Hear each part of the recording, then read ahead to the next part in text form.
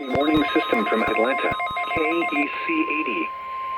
This test is conducted at approximately 11:30 each Wednesday morning. National Weather Service Emergency weather situation. The warning alarm would have been followed by approximately 11:30 each Wednesday morning, weather permitting. And the warning alarm will vary Had been an actual emergency weather This variability, normally more noticeable at greater distances from the transmitter, will occur even if you are using a quality receiver in the warning alarm will vary at any given location to provide the most consistent warning service possible. The warning alarm will normally be activated for warnings and selected watches within 40-mile radius of the transmitter.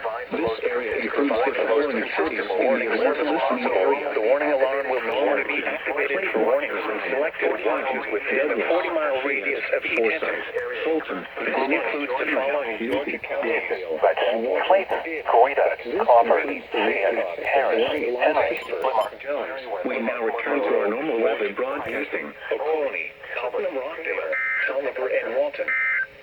This concludes the weekly test of the warning. Here is the official We now return to our normal weather broadcasting.